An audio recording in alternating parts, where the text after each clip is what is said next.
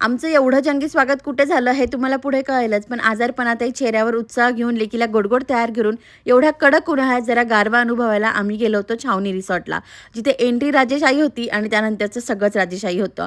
सगळ्यात आधी check in करण्याआधी आम्ही जेवणाचा आनंद घेतला. ज्याच्यात व्हेज आणि नॉन-व्हेजमध्ये असंख्य असे प्रकार होते. पोटभर जेवण झाल्यानंतर ही गार हवा अशी चेहऱ्यावर घ्यायला इतकं छान वाटत होतं आणि त्यात मी जे करत होती ती करायला सखी तिथे होती. त्यानंतर ह्या बग्गीत बसून आम्ही गेलो होतो आमच्या ह्या 1 दिवसाच्या घरामध्ये. जे बाहेरून जितकं सुंदर दिसत होतं त्यापेक्षाही आतून खूपच सुंदर होतं. जरा वेळ आराम करून आम्ही स्विमिंगसाठी निघालो होतो, ज्यासाठी सखी आणि पापा तर खूप उत्साही होते. आम्ही ट्यूबमध्ये तर स्विमिंग केली, पण असंही स्विमिंग करायला आम्हाला खूप आवडत होतं आणि गोलूला पण आम्ही बळजबरी घेतलं होतं. त्यानंतर हायटीसाठी इतकं सुंदर असं वातावरण होतं आणि पदार्थही खूप छान-छान होते आणि एवढ्या गर्दीतही गोलू आणि सखीला माऊसोबत खेळायचं होतं, निशाणेबाजी करायची होती, घोडेसवारी करायची होती.